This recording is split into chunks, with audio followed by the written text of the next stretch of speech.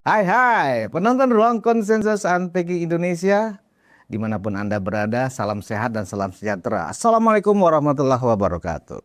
Saya Budius Ma'rufil yang kembali menghadirkan diskusi yang seru dan hangat buat penonton Ruang Konsensus, dan tetap kita fokus kepada apa sih di balik persoalan tuduhan dan fitnah tentang ijazah Pak Jokowi ini.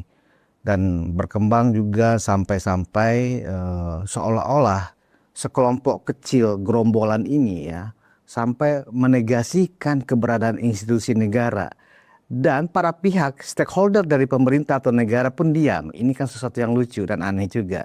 Atas nama demokrasi, pemerintah hanya bisa diam ketika sejumlah orang ini selalu mencari masalah, cari gara-gara. Ya kan? Nah, untuk membahas itu saya hadirkan politisi senior dari Partai Nasdem, ya, yang juga selama ini dikenal sebagai salah seorang diehardnya Pak Jokowi, Kak Irma Suryani Chaniago. Terima kasih Kak Irma. Salam pemirsa di seluruh Indonesia. Kak Irma saya culik ini padahal Kak Irma lagi rapat paripurna ya di Senayan. Sudah selesai. Sudah selesai. Saya kena metrik ya. Oh iya. Nah Kak Irma, kita langsung aja Kak Irma. Ada dua isu besar yang saya ingin diskusikan dengan Kak Irma. Pertama tentang tadi itu, kok pemerintah atau negara ini kok diam ya. Ini kan bukan lagi bentuk apresiasi atau ekspresi dari demokrasi.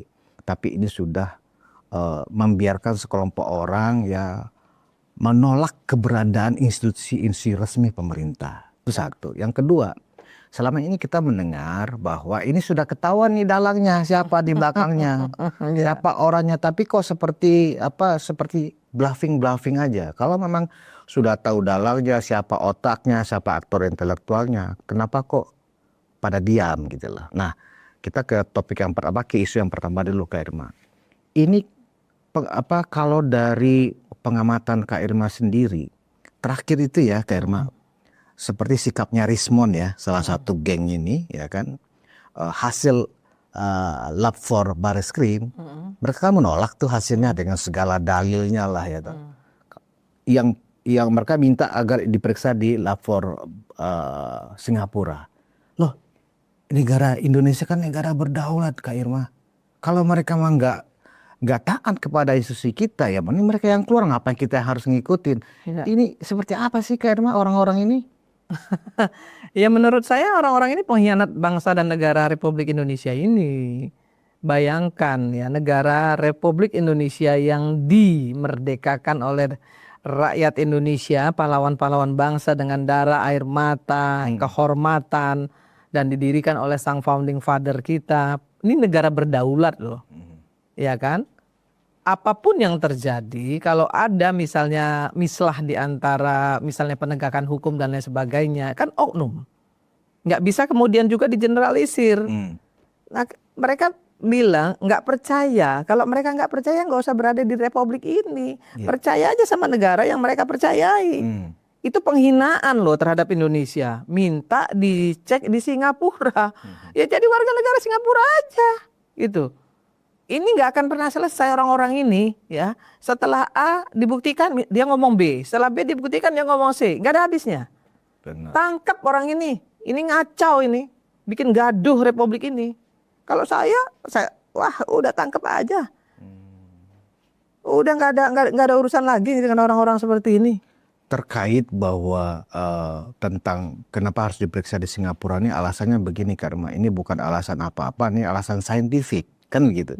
Artinya mereka seolah-olah menganggap saintifik atau kecanggihan lab for Bareskrim Polri ini ya kurang canggih dibanding Singapura. Padahal mantan Kabareskrim dalam salah satu talkshow yang saya lihat, yang saya dengar, mengatakan bahwa justru lab for Bareskrim kita ini justru menjadi rujukan banyak negara-negara yang justru belajar di tempat kita.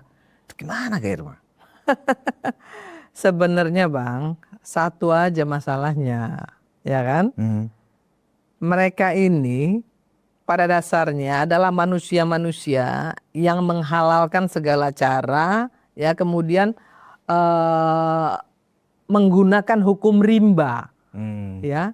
Kemudian mereka ingin apa yang mereka sampaikan itu harus terjadi. pemaksaan kehendak. Ini yang mereka lakukan. Bukan soal bicara soal moral lah yang katanya harus begini, harus begitu. Panci mana ada moral? Soal panci aja nggak ada moral. Gimana mau bicara yang lebih besar lagi? Panci aja nggak ada moral loh. Soal panci loh nggak ada moralnya. Apalagi mau bicara yang lebih besar lagi. Iya. Soal kecil loh itu. Kan seperti itu. Terima kasih sudah menyimak pembahasan kita kali ini sampai akhir. Semoga apa yang kami sampaikan bisa menambah wawasan dan membuka perspektif baru tentang isu-isu yang sedang berkembang.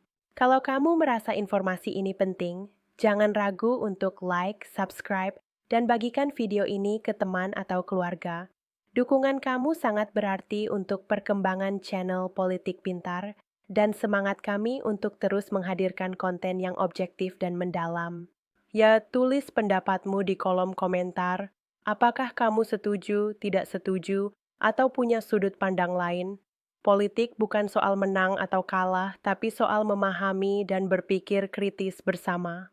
Channel Politik Pintar akan terus hadir dengan analisis tajam, informasi terpercaya, dan pembahasan yang menantang cara kita melihat dunia politik. Sampai jumpa di video berikutnya dan ingat, berpikir kritis adalah langkah pertama menuju perubahan. Sampai ketemu dan salam cerdas.